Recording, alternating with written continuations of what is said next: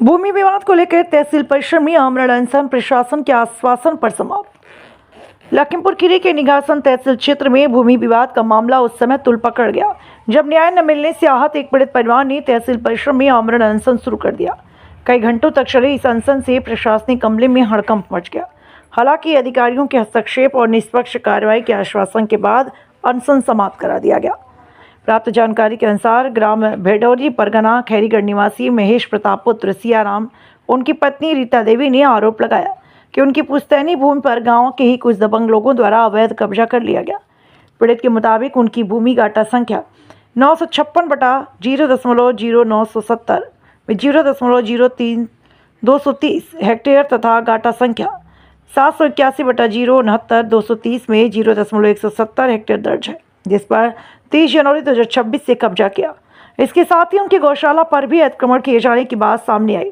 पीड़ित परिवार का आरोप है कि कब्जा करने वाले लोग प्रभावशाली हैं और एक संगठन से जुड़े होने का दावा कर लगातार उन्हें धमका रहे हैं। उन्होंने बताया कि कई बार प्रशासनिक व पुलिस अधिकारियों से शिकायत करने के बावजूद कोई ठोस कार्रवाई नहीं हुई। उल्टा उन पर दबाव बनाकर झूठे मुकदमे में फंसाने की कोशिश की जा रही है, जिससे पूरा परिवार मानसिक तनाव में है। न्याय की गुहार को लेकर पीड़ित परिवार ने तहसील परिसर निघासन में आमरण अनशन शुरू कर दिया।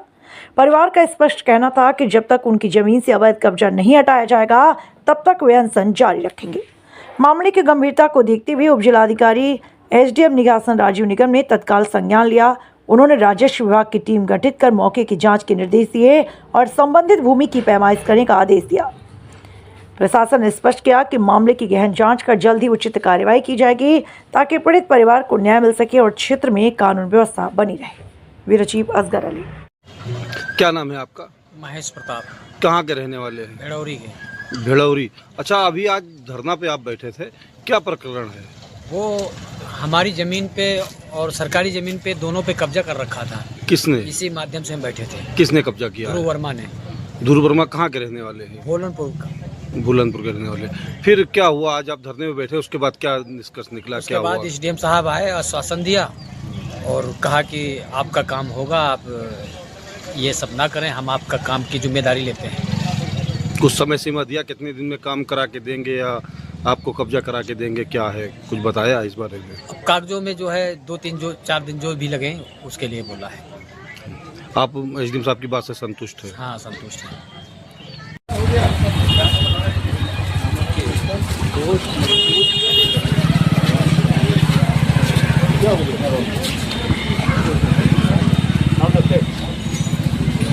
हमारी जमीन पे कब्जा कर रखा है और इसका पीछे ये जो है एक तालाब की जमीन पे कब्जा कर रखा है।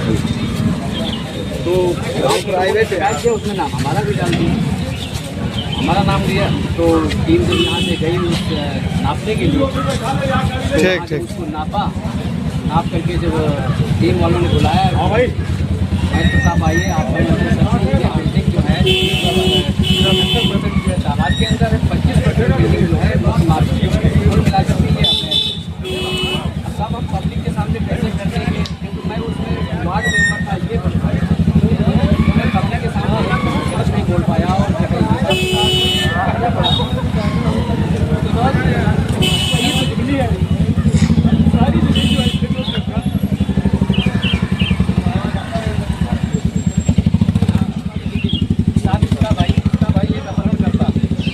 हमसे जब हम ज़मीन खरीदे तब इसने जो है 3 लाख रुपये जो फिरौती मांगा अपहरणकर्ता इसने।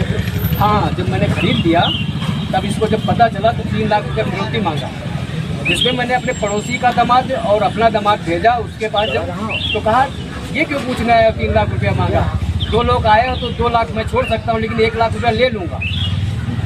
तो हम कहे थे कि जैसा बोले सुन लेना, बात मत करना। चले आए, फिर वो कहा ये जमीन जरूरत नहीं पाएंगे, बस कब्जा कर लिया।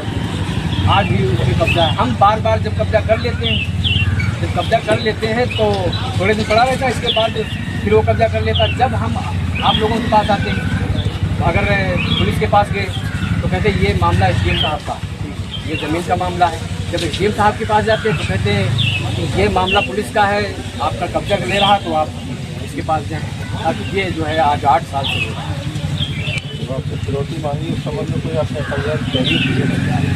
साहब तहरीर तो नहीं, फिरौती की सुविधा नहीं। अगर आपसे कोई फिरौती मांग रहा था तो पहले तो आपसे तहरीर नहीं दी। साहब इतना डर है उससे, इतना भय लगता है कि आज तक 8 साल हम ऐसे करते हैं। आइए मेरे चैम्बर में चलिए, मैं अभी लेखपाल को बुलवाता हूँ, आपका प्रश्न समझ के अभी कीजिए सकता हूँ। अभी पुलिस भी जाएगी, राजस्व भी जाएगी, क्लियर हो जाएगा क्या है हो जाएगा। चलिए अभी चलें।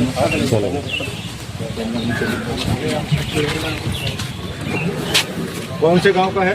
जी भड़ौरी गाँव।